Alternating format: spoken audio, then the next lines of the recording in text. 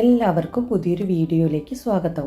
വരുന്ന തിങ്കളാഴ്ചയാണ് തൃപ്രയാർ ഏകാദശി, അതായത് 2025 ഡിസംബർ 15 തിങ്കളാഴ്ച.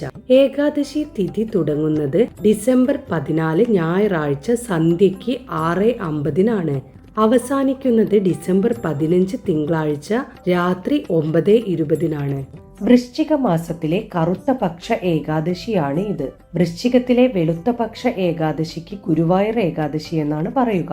ഗുരുവായൂർ ഏകാദശിക്ക് ഗുരുവായൂർ അമ്പലത്തിലുള്ള അതേ പ്രാധാന്യം തന്നെ തൃപ്രയാർ ഏകാദശിക്ക് തൃപ്രയാർ അമ്പലത്തിലും ഉണ്ട്. സകല പാപ ദുരിത മോചനത്തിന് ഏറ്റവും ഉത്തമമാണ് തൃപ്രയാർ ഏകാദശി വ്രതം എന്നാണ് പറയുന്നത്. തൃശൂർ ജില്ലയിലെ നാട്ടിക ഗ്രാമപഞ്ചായത്തിൽ കരുവന്നൂർ പുഴയുടെ കൈവഴിയായ തീവ്ര നദിയുടെ തീരത്ത് സ്ഥിതി ചെയ്യുന്ന അമ്പലമാണ് തൃപ്രയാർ അമ്പലം. ചതുർബാഹുവായ ശ്രീരാമചന്ദ്രനാണ് ഇവിടുത്തെ മുഖ്യ പ്രതിഷ്ഠ. തൃപ്രയാർ ക്ഷേത്രത്തിലെ പ്രതിഷ്ഠ ശ്രീകൃഷ്ണ ഭഗവാൻ ദ്വാരകയിൽ പൂജിച്ച വിഗ്രഹം ആണെന്നാണ് വിശ്വാസം. തൃപ്രയാർ അപ്പന്റെ ഇരുവശത്തുമായി ലക്ഷ്മി ദേവിയും ഭൂമി ദേവിയുമാണ് ഉള്ളത്.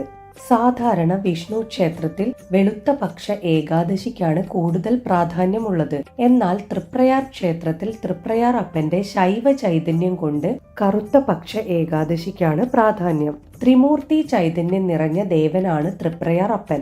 ഈ ഏകാദശി ദിനത്തിൽ ഇവിടുത്തെ നിർമാല്യ ദർശനം പുണ്യദായകമാണ്.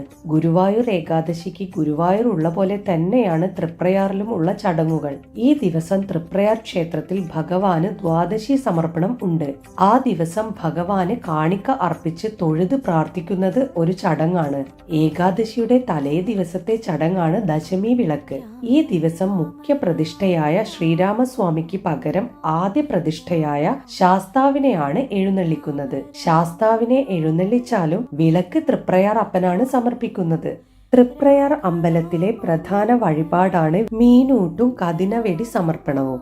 മീനൂട്ട് നടത്തുമ്പോൾ ഭക്തർ കൊടുക്കുന്ന അന്നം സ്വീകരിക്കാൻ ഭഗവാൻ മത്സ്യരൂപത്തിൽ വരുന്നു എന്നാണ് വിശ്വാസം. എന്നു മുതൽക്കാണ് നമ്മൾ ഏകാദശി വ്രതം അനുഷ്ഠിക്കാൻ തുടങ്ങുന്നത്? ഏകാദശി ദേവി എങ്ങനെ ഉണ്ടായി? ആ ഒരു ഐതിഹ്യമാണ് ഇനി പറയാൻ പോകുന്നത്. ഏകാദശി ദേവി ഉണ്ടായ ദിവസമാണ് ഏകാദശി വ്രതം എടുക്കുന്നത്. മുരൻ എന്നൊരു അസുരനുണ്ടായിരുന്നു. ഈ അസുരൻ എല്ലാവിധ ശക്തികളും നേടിയിരുന്നു. 14 ലോകവും മുരാസുരനെ കൊണ്ട് പൊറുതിമുട്ടി. ഒരു ദിവസം ദേവലോകത്ത് പോയി മുരാസുരൻ യുദ്ധം ചെയ്തു. ഇന്ദ്രദേവനെ തോൽപ്പിച്ചു. ഇന്ദ്രദേവനും മറ്റു ദേവന്മാരും മഹാദേവൻ അടുത്തെത്തി സങ്കടം പറഞ്ഞു. മഹാദേവൻ നേരെ അവരെ മഹാവിഷ്ണുവിന്റെ അടുത്തേക്ക് അയച്ചു. എല്ലാവരും കൂടെ വൈകുണ്ഠത്തിലെത്തി സങ്കടമുണർത്തിച്ചു.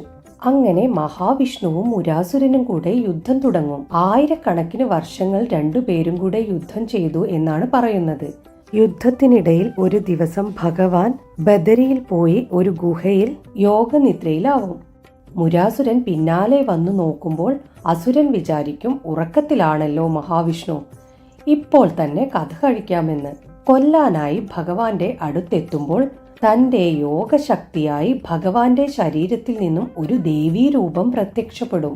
ആ ദേവീ രൂപവും മുരാസുരനും കൂടെ യുദ്ധം തുടങ്ങും. യുദ്ധത്തിന് ഒടുവിൽ ദേവി മുരാസുരനെ വധിക്കും. യോഗനിദ്രയിൽ നിന്നും ഉണർന്ന ഭഗവാൻ മുരാസുരനെ വധിച്ച ദേവിയെ ആശീർവദിക്കും.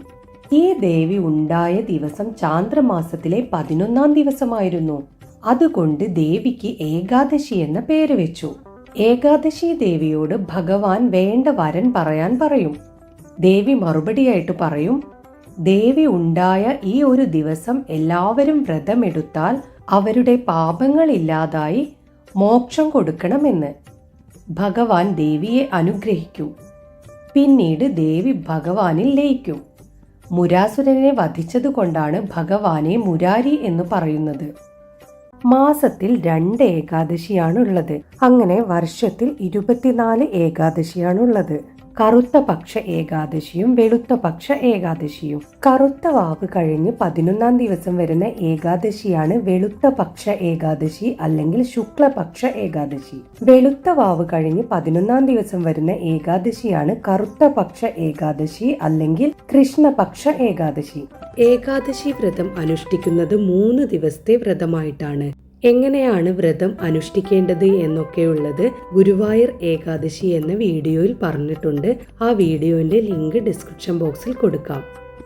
ഏകാദശി എന്നൊരു പ്ലേലിസ്റ്റ് ഉണ്ട്. അതിനകത്ത് ഓരോ മാസത്തെ ഏകാദശിയുടെ പേരും വ്രതമാഹാത്മ്യ കഥയും എല്ലാം തന്നെയുണ്ട്. ഇനി ആർക്കെങ്കിലും അത് കാണാൻ താല്പര്യം ഉണ്ടെങ്കിൽ ഒന്ന് അത് കണ്ടു നോക്കാം. അതിന്റെ ലിങ്കും ഡിസ്ക്രിപ്ഷൻ ബോക്സിൽ കൊടുക്കാം. ഈ ഏകാദശിയുടെ ഹരിവാസര സമയം വരുന്നത് 15-ാം തീയതി തിങ്കളാഴ്ച വൈകുന്നേരം 3:59 മുതൽ 16-ാം തീയതി പുലർച്ചെ 3:59 വരെയാണ്. എന്താണ് ഹരിവാസര സമയം എന്നുള്ളതും ഗുരുവായൂർ ഏകാദശി എന്ന വീഡിയോയിൽ പറഞ്ഞിട്ടുണ്ട്. ഗുരുവായൂർ ഏകാദശി എന്ന വീഡിയോയിൽ ഏകാദശിയെ പറ്റിയുള്ള ഒരുവിധം എല്ലാം തന്നെ വിശദമായി പറഞ്ഞിട്ടുണ്ട്. ഇതെല്ലാം തന്നെ ഓരോ വീഡിയോയിലും ആവർത്തിച്ചു പറഞ്ഞ് നിങ്ങളെ ബോറടിപ്പിക്കണ്ടെന്ന് വിചാരിച്ചിട്ടാണ് ഇതിലൊന്നും പറയാത്തത്. ഈ ഏകാദശിയുടെ പാരണ സമയം വരുന്നത്, അതായത് ഇന്ത്യയിലെ പാരണ സമയം 16-ാം തീയതി ചൊവ്വാഴ്ച രാവിലെ 7:05 മുതൽ 9:10 വരെയാണ്. ഇന്ത്യക്ക് പുറത്തുള്ളവരാണെങ്കിൽ ഒരു 7:20, 7:25 മുതൽ 8:45 വരെയൊക്കെയുള്ള ആ ഒരു സമയത്തിനുള്ളിൽ തന്നെ പാരണ വീട്ടിയാൽ മതി. പാരണ സമയത്തിൽ ചെറിയ ചെറിയ വ്യത്യാസങ്ങളെ ഉണ്ടാവാറുള്ളൂ. ദൃക്പഞ്ചാംഗം നോക്കിക്കഴിഞ്ഞാൽ അതിനകത്ത് അറിയാൻ പറ്റും ഓരോ സ്ഥലത്തുമുള്ള പാരണ സമയം. എല്ലാവർക്കും എല്ലാവിധ അനുഗ്രഹങ്ങളും ഉണ്ടാവട്ടെ.